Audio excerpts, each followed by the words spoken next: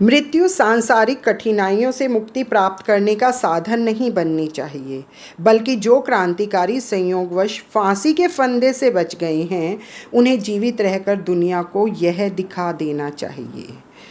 इसमें भगत सिंह कह रहे हैं अपने मित्र बटुकेश्वर दत्त को कि अगर हमें सांसारिक कठिनाइयां हैं, दुख हैं, संसार में रहते हुए, जिंदा रहते हुए हमें कोई भी कठिनाइयां आ रही हैं, तो उनसे बचने का उपाय केवल मृत्यु नहीं होनी चाहिए, बल्कि उसके लिए हमें संघर्ष करना चाहिए।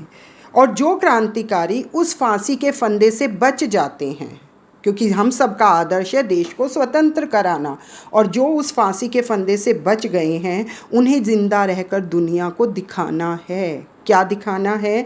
कि वे न केवल अपने आदर्शों के लिए फांसी पर चढ़ सकते हैं, बल्कि जेलों की अंधकारपूर्ण छोटी कोठरियों में घुल घुल कर निकृष्टतम दर्जे के अत्याचारों को भी सहन कर सकते हैं।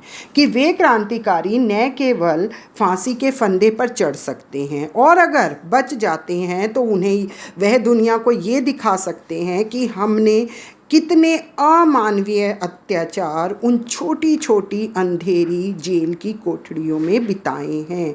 ऐसे अत्याचार जो जानवरों पर भी नहीं किए जाते।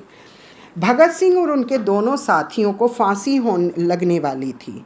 सभी जानते हैं कि भगत सिंह और उनके दोनों मित्रों सुखदेव और राजगुरु ने असेंबली में बम फेंका था, जिसके अपराध में उन्हें फांसी की सज़ा सुनाई गई थी। उसे किसी तरह कुछ दिन रोकना चाहिए, जिससे उन्हें फांसी से बचने का प्रयत्न व्यापक रूप से हो सके। तो ये सब जो कानून के विशेषज्ञ थे और रक्षा समिति के अध्यक्ष थे, उन्होंने ये कहा कि कुछ दिन के लिए अगर फांसी रोक दी जाए तो हम उन्हें फांसी से बचाने का प्रयत्न कर सकते हैं। यह लाहौर षड्यंत्र अभियोग रक्षा समिति, अभियोग होता है किसी व्यक्ति द्वारा किए गए बुरे आचरण के विशेषज्ञ के खिलाफ प्रार्थना, और समिति के कानून विशारद होता है विशेषज्ञ की राय थी। इसका एक ही उपाय था कि भगत सिंह और उनके साथी गवर्नर से दया की प्रार्थना करें, पर भगत सिंह कभी भी इसके लिए तैयार नहीं हो सकते थे। यह भी सब जानते थे कि भगत सिंह कभी भी मर्सी अपील के लिए तैयार नहीं होंगे। प्राणनाथ मेहता एडवोकेट की बात भगत सिंह मानते थे, क्योंकि प्राणनाथ मेहता उनके मित्र थे। वे 19 मार्च 1931 ईस्वी को जेल में भगत सिंह और उनके दोनों साथियों से मिले।